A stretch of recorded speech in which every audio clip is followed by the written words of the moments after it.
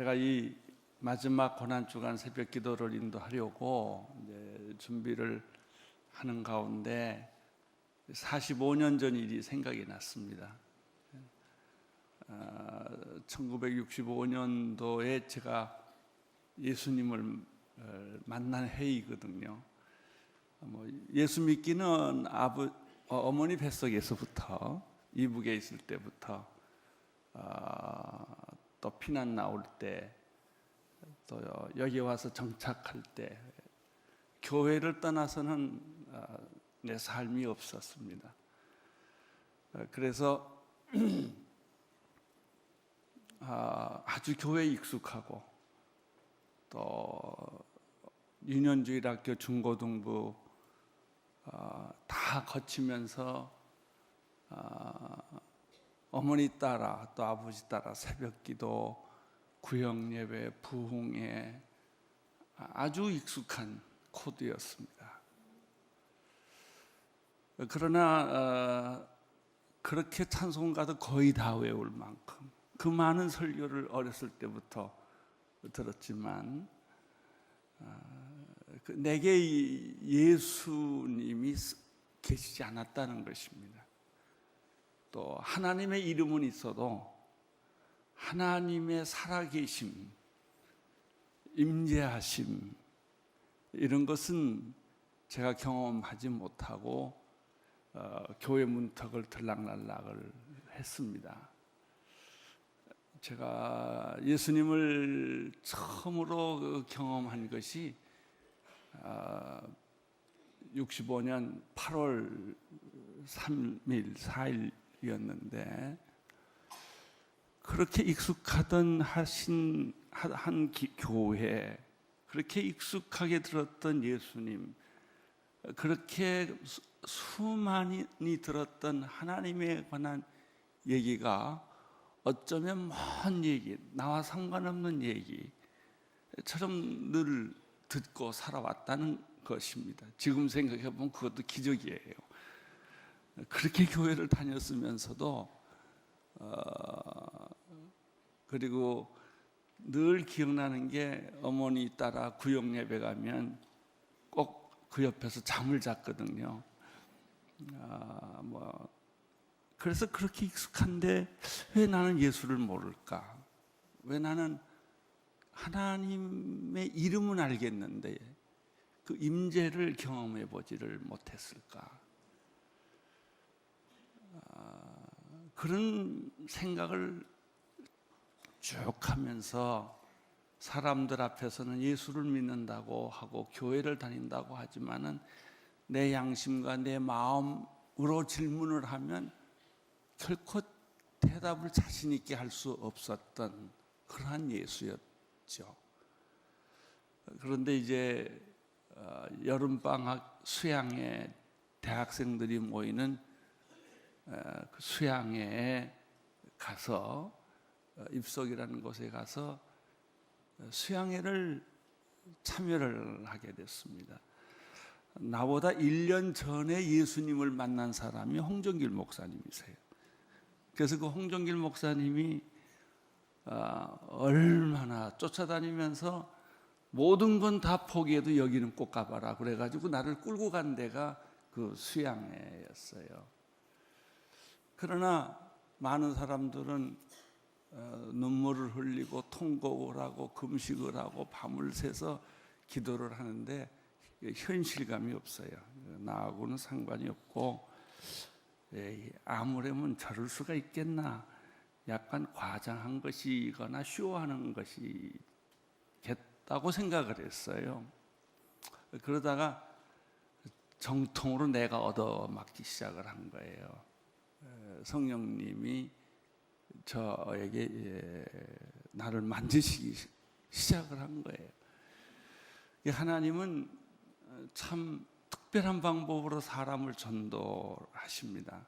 전도하는 방법은 사람마다 다 다르게 전도하는데 저의 경우는 평소에 어느 집단이든지 좋아하는 사람이 있고 싫어하는 사람이 있지 않습니까? 그 집단에서 제일 싫어하는 사람에게 전도를 받았어요. 그 사람이 지나가길래 내가 급하니까 뭐가 있긴 있는 것 같은데 그걸 뭔지를 잘 모르겠어요. 그래서 아침 새벽 4시에 새벽 6시에 그 사람도 기도하러 산으로 올라갔고 나도 기도하러 산으로 올라갔다가 너무 급하니까 그 사람을 붙잡고 박형 나를 위해서 기도 좀 해주시오. 나도 하나님을 알고 싶고 예수를 만나보고 싶은데 이게 잘 안 됩니다. 그랬더니 그 사람이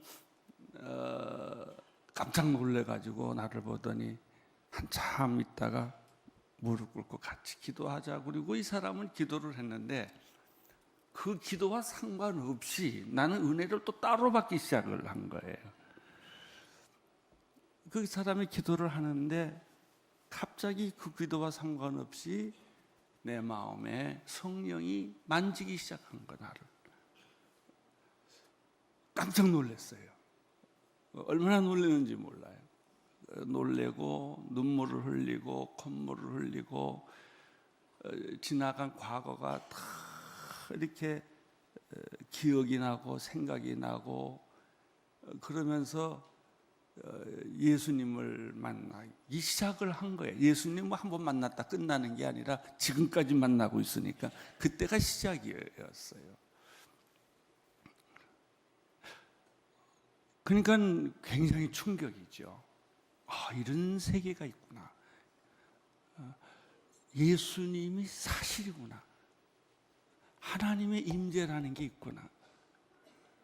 그래 한 두세 시간 이렇게 울고 기도하고 나니까 내 눈에 비늘이 떨어지는 것 같아. 하늘이 맑고 새소리, 나무 이파리 소리, 온 천지 만물이 대합창을 하고 그런 그 느낌을 받는 거예요. 지구에 내가 처음 태어난 것 같은 이제 그런 느낌이 드는 거예요. 얼마나 그날 하루 종일 흥분했던지 하루 종일 밥을 못 먹었어요. 밥을 먹을 생각을 못 하겠더라고.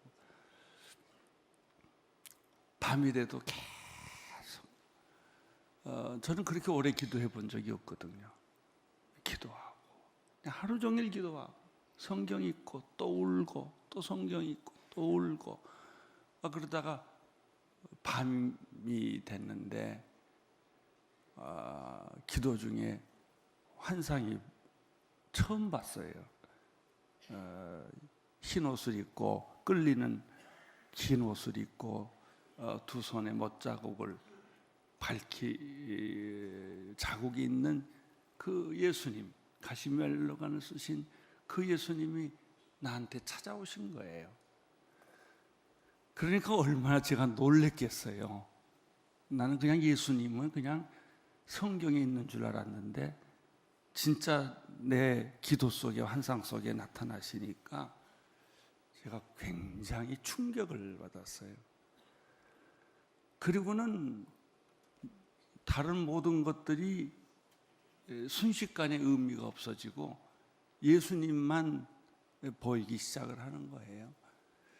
제가 그때도 서예도 하고 일증 선생님한테 배우고 뭐 바이올린도 하고 등산도 좋아하고 제가 이래봬도 축구 선수였거든요. 운동도 좋아하고 제가 홍정길 목사님하고 한 달 동안 세계 일주 여행을 다 하고 공항에 들어오는데 그 공항에서 조사하는 커스터머가 나한테 운동선수이시군요 그러더라고요. 그런 정도로 제가 이 체격도 좋았고 몸무게도 한참 나갔어요. 그랬는데 그 예수님을 만나고 나서 제 삶이 변한 거예요. 등산도 안 하게 되고 뭐 록클라이밍도 그렇고 뭐 음악도 그렇고 뭐 서예도 그렇고 이걸 다 잊어버린 거예요. 요즘 생각에는 계속 그걸 했으면 좋았을 걸 그런 생각이 드는데 너무 예수님이 좋아서 한 달 동안 찬송만 불렀어요. 그게 목이 다 아주 그냥 그 기도원에 다니는 목사람들처럼 목이 다 변하고, 그때 지금 내가 이제 이 얘기를 하려고 그러는 거예요. 주 달려 죽은 십자가, 그 찬송이 있어요. 그렇게 눈물이 나요. 그냥 십자가 그러면 눈물이 나요. 내가 요즘에 원통한 게 아무리 울어보려고 그래도 요즘은 잘 눈물이 안 나요. 근데 그렇게 그 십자가 그 찬송가를 그렇게 많이 불렀어요. 보혈 십자가 보혈, 그게 내 주제곡이었어요. 지금 생각해 보면 왜 예수 처음 믿을 때 십자가와 보혈이 그렇게 나를 울렸을까? 통곡을 하고 뒹굴 구르고, 그리고 기도원에 아주 자주 갔어요. 가서 금식하고 기도하고 그렇게 보냈어요. 그리고 예수님을 만났던 때, 환상을 보던 때 기도를 하면 자꾸 이상한 말이 나와요. 방언을 한 거죠. 근데 저는 그때 이 방언에 대해서 무식했기 때문에 그걸 어떻게 하는 건지, 이게 왜 나오는 건지 이런 경험이 전혀 없었어요. 지금 돌이켜 생각해 보면 100년 전에 미국의 영국의 대부흥이 일어났을 때, 150년에서 100년 사이에 모든 예수 믿었던 사람들, 우리들이 좋아하는 사람들, 뭐 무디라든지 스펄전이라든지 찰스 핀이라든지 이 근본주의라고 말하는 이런 사람들이 글을 읽어보면 똑같아요. 현상이, 내가 겪은 그런 현상이나 그 사람들이 겪은 현상이나 똑같고, 제가 예수님을 만난 지 45년이 지난 지금에도 똑같아요. 그래서 요즘에 내 일주일 동안 생각하는 게 2000년 전이나 100년 전이나 종교교역 시대나 그리고 지금이나 예수 만난 사람은 다 똑같구나, 그런 제가 그 느낌을 갖는 거예요. 그 느낌은 이제 우리가 사람을 이렇게 보면 예수 잘 믿는 사람하고 잘못 믿는 사람하고 딱 보이잖아요. 이렇게 저 사람은 기도하는 사람, 저 사람은 놀러 다니는 사람, 성경 안 읽는 사람 다 보입니다. 그게 예수 좀 성령 체험을 하고 나면. 근데 예수 잘 믿는 사람은 다 똑같아. 기도 내용도 같고 성령 체험도 같고 보혈 체험도 같고, 그리고 결국은 그 일생이 마지막 결론은 선교로, 선교사적인 순교의 삶을 살아요. 예수 믿는 건 복잡하지 않아요. 뭐 신학은 안 할 수 없으니까 하긴 하지만 거기에 진리가 있는 게 아니에요. 성경에 진리가 있어요. 예수님에게 진리가 있어요. 그러니까 같은 성경, 같은 예수님, 같은 하나님을 믿는 사람이면 그 사람이 언어가 다르고 피부 색깔이 다르고 문화가 다르고 다 달라도 예수 믿는 건 똑같아요. 용서하고 사랑하고 겸손하고 자기 희생하고 손해보고, 그리고 기뻐하고, 그리고 자기 삶을 남에게 주고. 진짜 성령 받은 사람들은 그렇게 분노하지 않아요. 싸우지 않아요. 그런 걸 보면서 영원히 변하지 않는 것이 이 십자가의 보혈이구나. 근데 저는 이 보혈과 부활 사이에서 늦게 발견한 것이 성령님이었어요. 성경을 읽으면 자기가 받은 은혜만큼 성경이 보여요. 그냥 성령 체험하지 않는 사람은요, 성경을 아무리 읽어도 성령이란 말이 안 보여요. 보혈을 체험하지 않는 사람은 그 창세기에서부터 계시록까지 흐르는 보혈의 물결이 안 보여요. 나중에는요, 그 여호수아에서 보면은 그 여자가 표시로 빨간 이런 그 천을 보여주잖아요. 보혈이 거기까지 다 들어가요. 다 그 예수님의 보혈 사건은 창세기부터 있었어요. 무화과 옷을 벗기고 가죽 옷을 입힐 때부터 피가 흘려졌다는 사실로부터 시작해서 마지막 요한계시록까지 이게 다 뚫어요.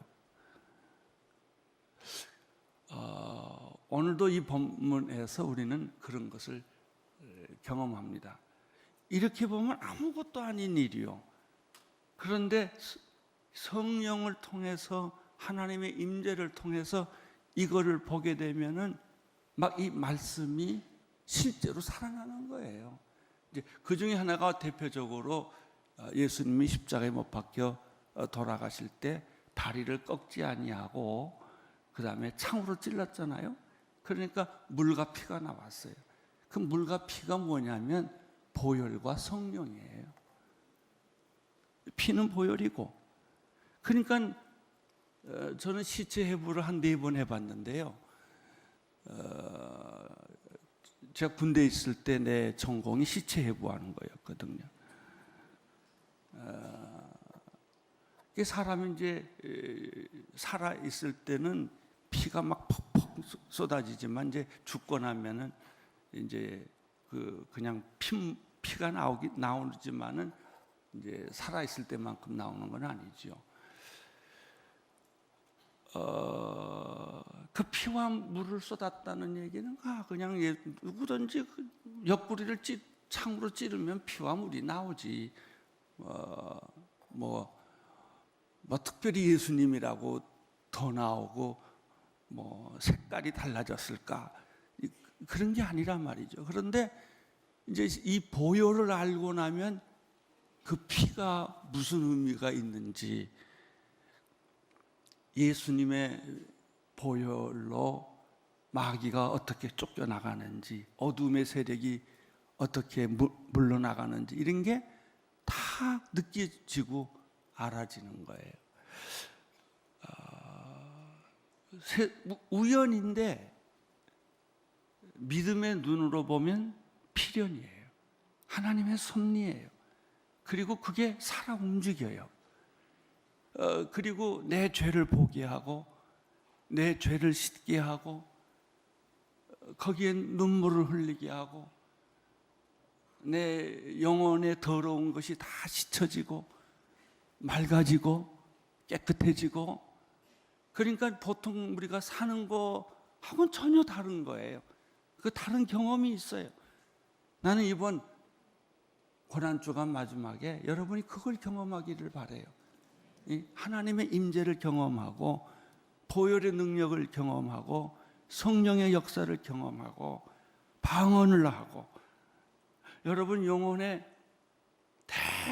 대변화와 혁명이 일어나는 것, 그건 IQ 높고 정신 똑똑한 거하고는 전혀 다른 거예요.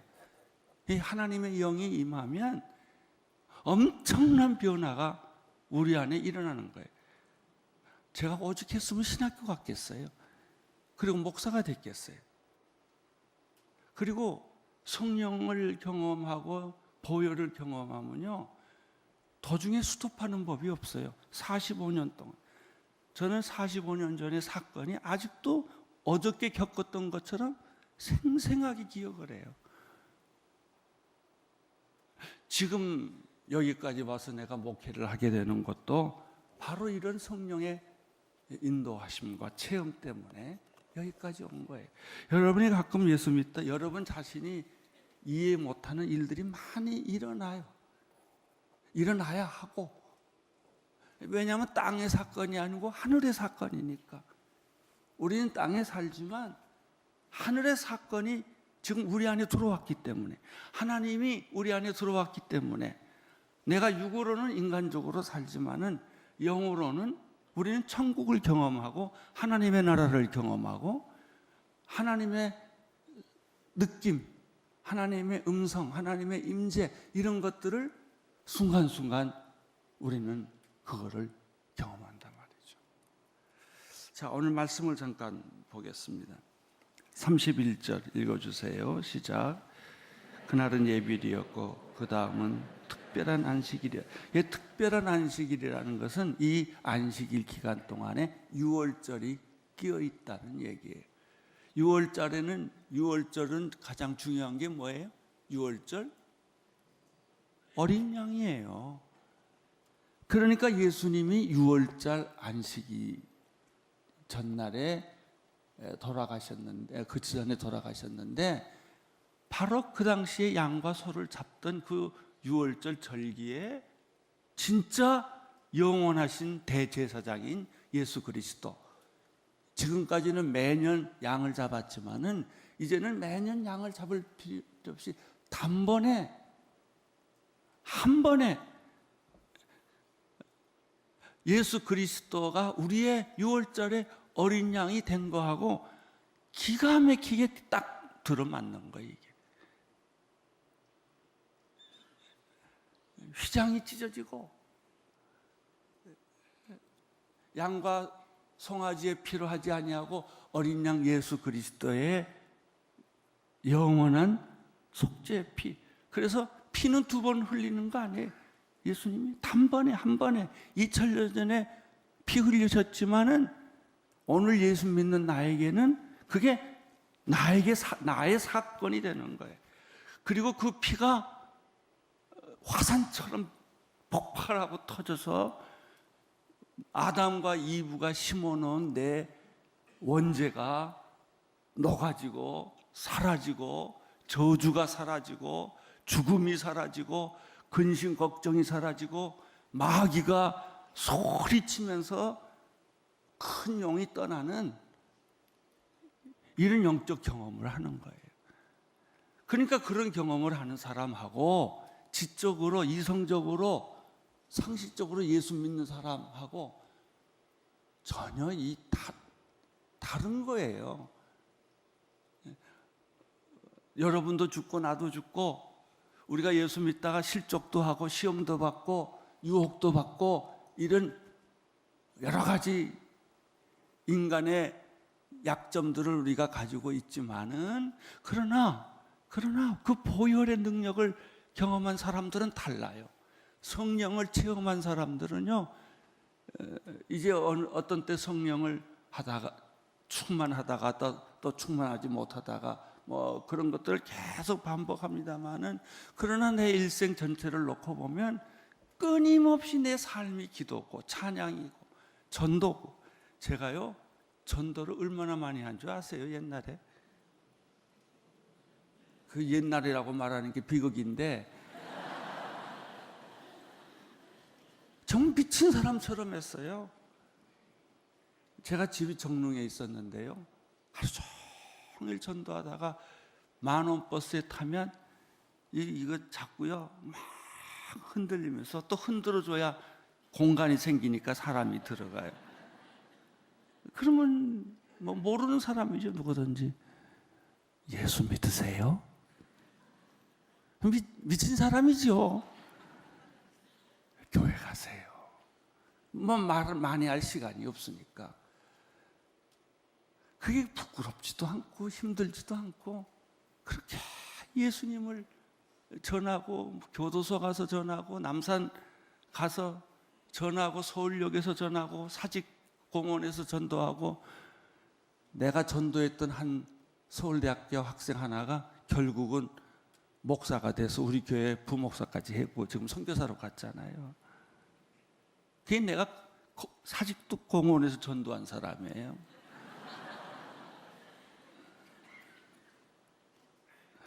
그렇게 누가 시켜서 하겠어요?